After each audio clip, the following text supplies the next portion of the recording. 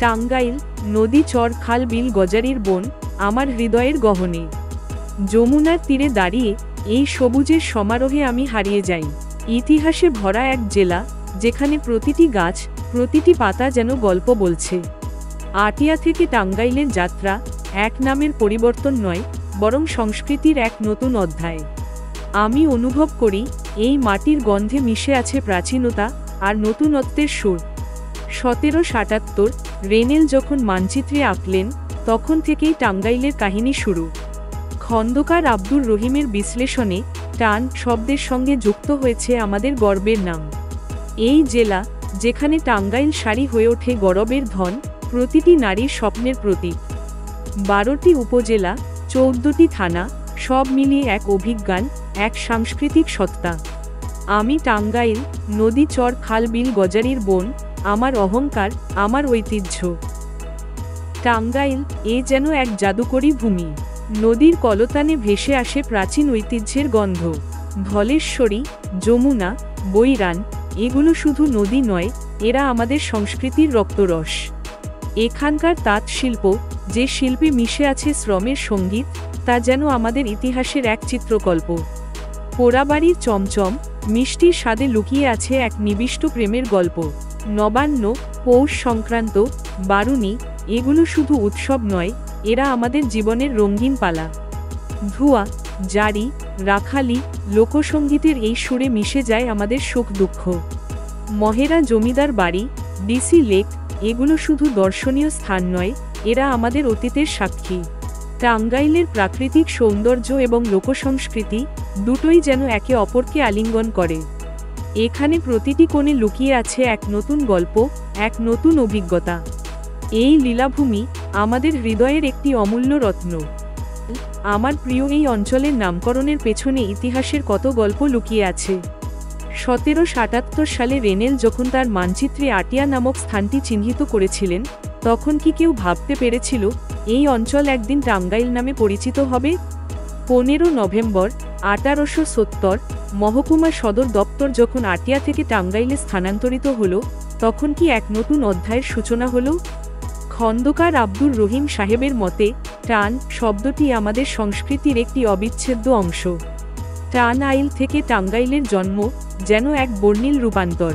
আর সেই টেঙ্গু সাহেবের নীল চাষের কাহিনী, কিভাবে এই অঞ্চলের মাটি ও মানুষের সাথে মিশে গেছে। কত অজানা ইতিহাস, কত অজানা মুখ, টাঙ্গাইলের নামের মধ্যেই যেন লুকিয়ে আছে আমাদের অতীতের প্রতিচ্ছবি। আজও যখন টান শব্দটি উচ্চারিত হয়, মনে হয় যেন ইতিহাসের সেই সুরে ফিরে যাই। সাহেবের আইল শুনতে অদ্ভুত লাগে, কিন্তু এই নামেই তো শুরু হলো টাঙ্গাইলের ইতিহাস। সাধারণ জনগণ তাদের মুখে মুখে এই জায়গার পরিচয় গড়ে তুলেছে। খুররম হোসেনের লেখায় যখন পড়ি, মনে হয় যেন সময়ের চাকা ঘুরছে। শায়েস্তা খাঁর সাহসিকতা, জলদস্যুদের বিরুদ্ধে যুদ্ধ, আর মালাবরের মোপলাদের উত্থান, এগুলো সবই যেন একত্রে মিশে গেছে এই ভূমিতে। ধর্মগুরুর নামেই কি না টাঙ্গাইল হয়ে গেল টাঙ্গাইল। কতটা পরিবর্তন, কতটা ইতিহাস, কতটা কিংবদন্তি। এই নামকরণের পেছনে যে গল্পগুলো আছে, সেগুলো শুনতে শুনতে মনে হয় আমরা যেন সেই সময়ের সাক্ষী। গেজেটিয়ার কিংবা আদম শুমারি রিপোর্টে যখন এসবের উল্লেখ হয়, তখন ইতিহাসের পাতা উল্টাতে থাকি।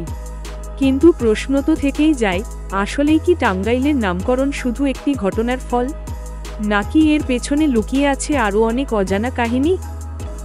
শাসনামলে যখন মোগল প্রশাসন কেন্দ্র আটিয়াকে আশ্রয় করে, তখন এই অঞ্চল জমজমাট হয়ে উঠেছিল। টাঙ্গার শব্দটা মনে পড়ে ঘোড়ার গাড়ির সেই নিরবচ্ছিন্ন চলাচল।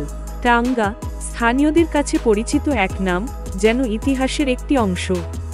আইল সীমা নির্দেশক, কিভাবে একটি স্থানের সীমানা নির্ধারণ করে তা ভাবতে ভাবতে মনে হয় টাঙ্গাইল নামের উৎপত্তি এখান থেকেই।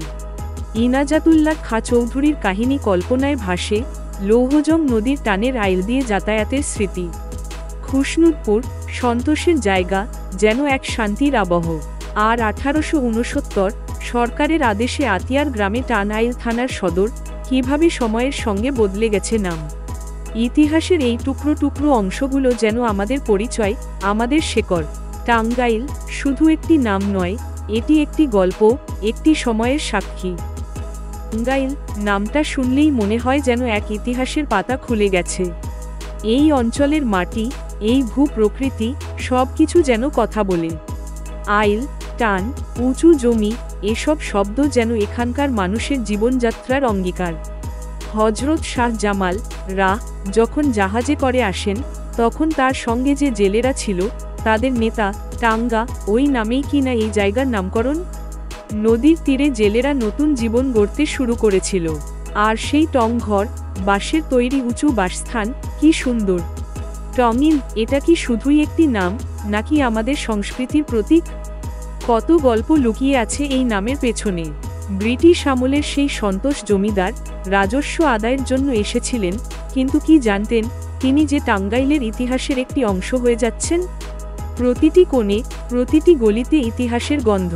টাঙ্গাইল, তুমি শুধু একটি স্থান নয়, তুমি এক অনুভূতি। শুনলেই যেন মনে হয় এক রহস্যময়ী গল্পের পাতা উল্টে যাচ্ছে। রাজস্ব আদায় শেষে ঢাকা যাওয়ার পথে ঠগদের হাতে ইংরেজ সাহেবের মৃত্যু, আর লুটপাটের সেই ভয়াবহ দৃশ্য।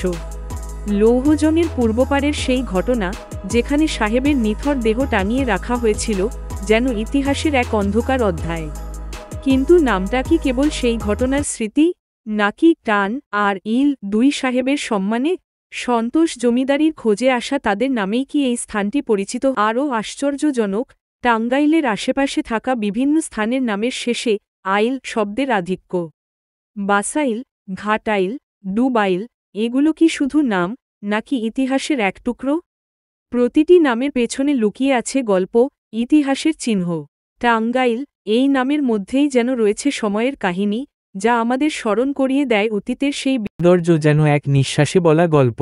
ডিসি লেকের শান্ত পানির মাঝে প্রতিফলিত হয় আকাশের নীল, আর চারপাশের গাছপালায় মিশে থাকে প্রকৃতির সুর। পানির ট্যাঙ্ক বধ্যভূমি, ইতিহাসের গহনে ডুবে থাকা এক শোকাবহ স্থান, যেখানে স্মৃতিরা কথা বলে। মৌলানা আব্দুল হামিদ খান ভাসানীর মাজার শরীফ শ্রদ্ধার সঙ্গে মাথা নত করে, যেন মুক্তির বার্তা দেয়। আটিয়া মসজিদ, তার গম্বুজে লুকিয়ে আছে পুরনো দিনের আভিজাত্য। বঙ্গবন্ধু সেতুর ওপর দাঁড়িয়ে, নদীর প্রবাহে ভাসে স্বপ্নের মতো চিন্তা। ঘাটাইলের সাগরদিঘি আর গুপ্ত বৃন্দাবন, প্রকৃতির কোলে যেন এক স্বর্গ। পাকুটিয়া জমিদার বাড়ি, ইতিহাসের সাক্ষী হয়ে দাঁড়িয়ে আছে। গোপালপুরের গম্বুজ বিশিষ্ট মসজিদ, ধর্মের শান্তির বার্তা নিয়ে আসে। মধুপুরের রসুলপুর জাতীয় উদ্যান, প্রকৃতির কোলাহলে ভরা। আর ওয়াঙ্গালা উৎসব, ক্ষুদ্র নৃতাত্ত্বিক জনগণের সংস্কৃতির এক উজ্জ্বল দৃষ্টান্ত, যেখানে ঐতিহ্য ও আনন্দের মিশ্রণ। টাঙ্গাইল, তুমি যেন এক অপরূপ কবিতা।